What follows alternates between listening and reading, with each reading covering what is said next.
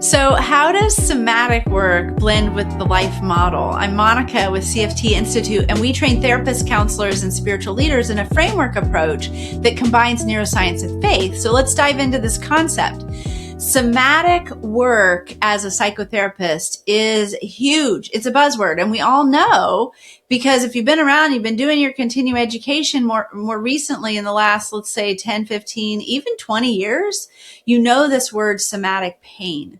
And what we know now is that our emotional pain lives in our body, that our body is a lot of times stuck in trauma time. And that means that cortisol was released in the body way back when certain things happen. And unless we allow that to move through our system, it will remain in our body. It will impact the way that we live life, the way that we experience triggers, and how those triggers then impact our relationships. So the field of psychotherapy earned this correction because for decades, psychotherapy was really about talk therapy. So we asked traumatized people to narrate their way out of the state their body was in, but their body was still holding the pain. And it wasn't until Peter Levine and Bessel van der Kolk and Stephen Porges and Pat Ogden and some of these big names, until they came to the forefront and said, hey, there's something going on with traumatized people.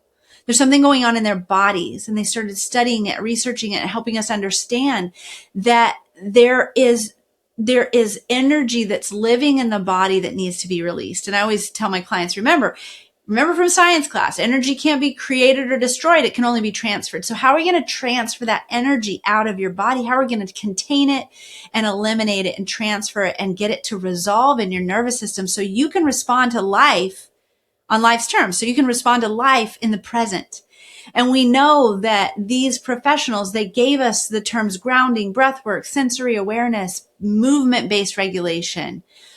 And clients can take those things and use them outside of the room. As therapists, we're to be using these things to ground our own nervous systems because we are human as well. And plainly, this is a huge gain for the field of psychotherapy.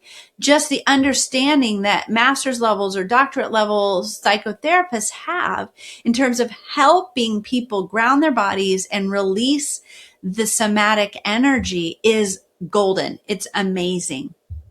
And so what we know in the life model, as we apply this neurotheological lens to psychotherapy, we know that the life model is created around these concepts that are scientific about how to ground from the bottom up. In fact, in the life model curriculum, there's so much information about how the right hemisphere actually impacts our ability to see things well through in the left hemisphere. If the left hemisphere is a logic mind and the right hemisphere is emotion mind, then if we do not ground from the bottom up or from the right to the left, then we aren't going to actually understand or be able to release what's going on in our mind. In the life model, we talk about something called verbal logical explainer, and that's when the back of our brain, the thalamus and amygdala, get hijacked because the pain and inability to see our way out of the pain. And then we go over to the left brain and make a verbal assumption about what's going on. So hey, I feel some emotional pain because I got cut off in traffic.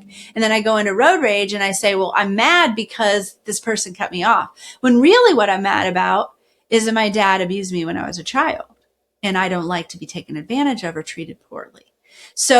But I can't know that in the moment. And so life model helps us understand, what does it look like to process? We call it the brain elevator. What does it look like to process through the brain elevator where we don't get hijacked at VLE, verbal logical explainer, but we are able to go all the way up the brain elevator so that we are connecting in community or connecting interpersonally. And that's helping us know who we really are. So we're living from that place in our prefrontal cortex. And then our left brain is able to craft a coherent narrative, and we can understand who we are and who other people are. And so when we get cut off in traffic, we go, what's going on with that person? I don't know. Maybe they're not okay today, but I'm just going to release that energy. It's not going to bother me. I'm not going to let something bother me. I'm not going to let that trigger get to me. So we've got that with life model, the right hemisphere processing. the understanding that the fast track, the right brain outruns words, that that music and poetry are really the only words that the right brain can hear because of the beauty aspect, and that the left brain can never outrun the right brain. So we can never logic ourselves out of pain and trauma, out of emotion. We have to actually process emotion.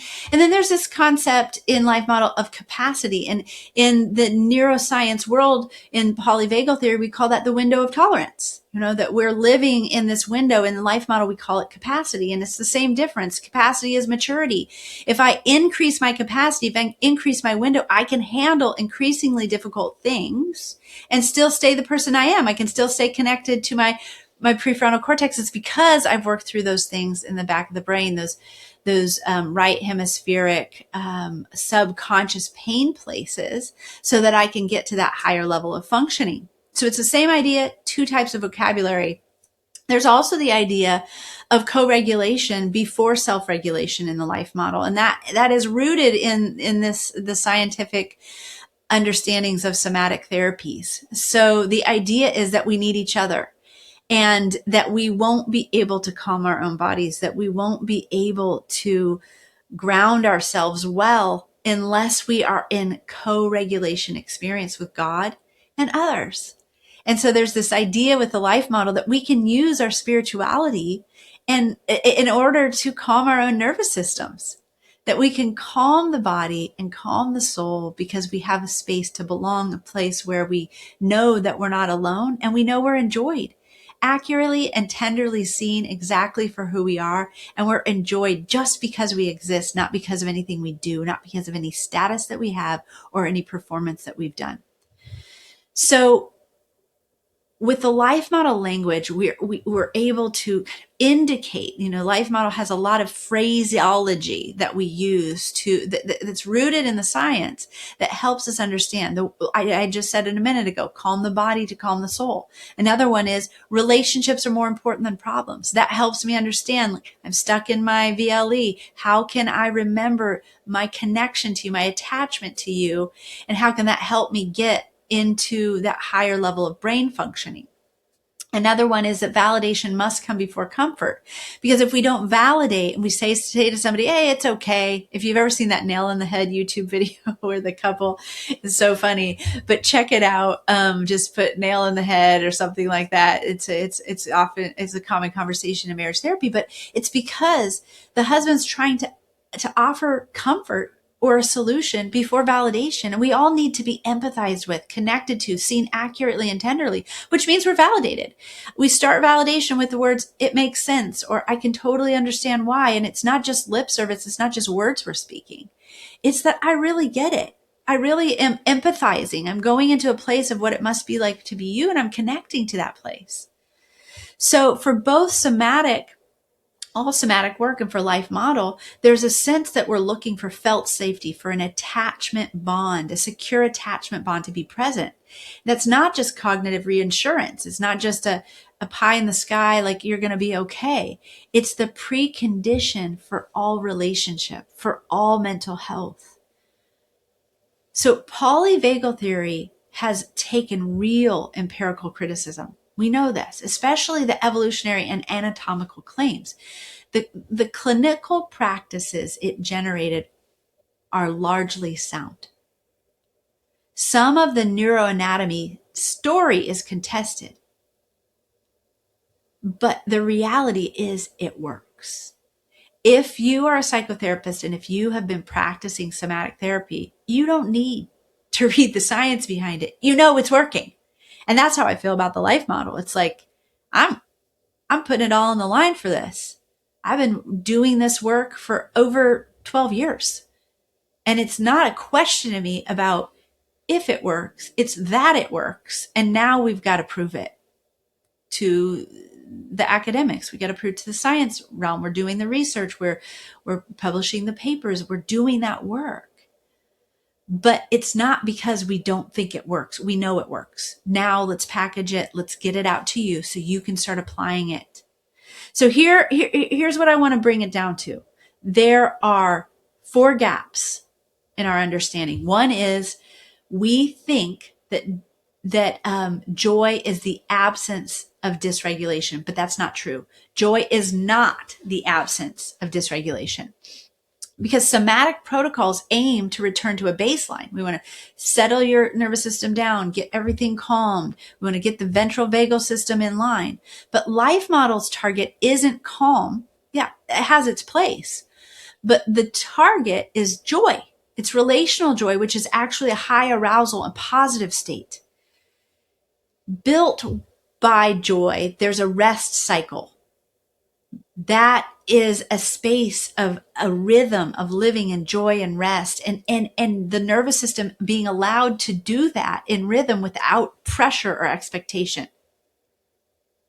Reality is a client can become an expert at self-regulation and still have almost no joy strength. That's a problem. Here's another gap. We oftentimes think we can regulate without having a secure sense of our personal identity. Somatic work restores the ability to be in a state, in the window of tolerance, in that calm space. But this says much less about who you are while you're in that space. And we believe, because we have experienced it and we're learning through the life model curriculum, that group identity and who we are as a people is much more important to our brain than who we are as individuals. So we are looking to the community. We're looking to the elders around us, and not just by age, but by maturity. We're looking at the psychological maturity of those around us and thinking, how do they return to joy from upset?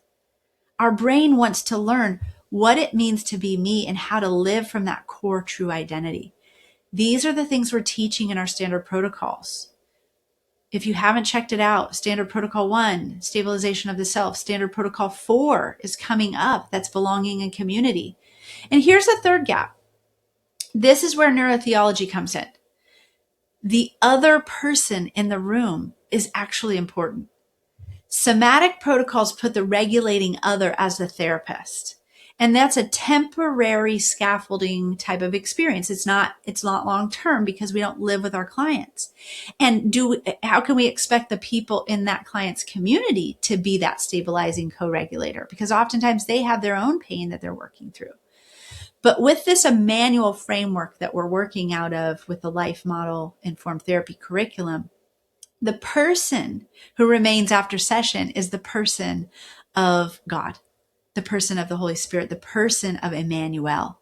That this person abides, this person has ultimate maturity, this person is constantly present. And this person is capable and able of continuing to love because of grace, despite how a person shows up in their life. So this is not a small addendum. It changes what termination means. What the client is actually handed.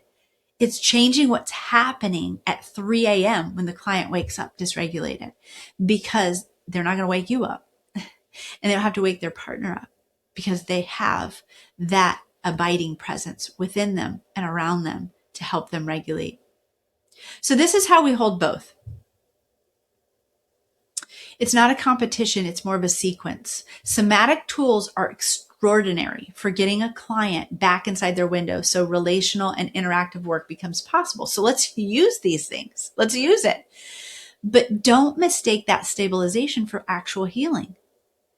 Our stabilization of the self module, Standard Protocol 1, is the first standardized protocol, but it's not the whole model. It is just the foundation of the model.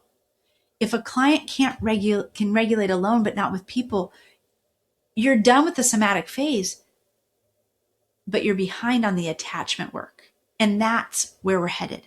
So we need to move from the stabilization of the self into attachment with God, and then attachment to others in community, because it's not just enough to attach with God. We're created for community with imperfect people in imperfect spaces. So yes, the body does keep the score. Thank you, Bessel van der Kolk. But the body was also built to be met.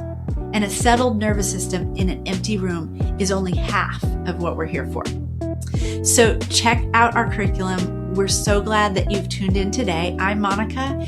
And if you want to go deeper with the life model and life model informed therapy, please check out our website, cftinstitute.com, and you can get started for free today. We're looking forward to staying connected. Healing spreads when counselors live in joy. We'll see you in the next episode.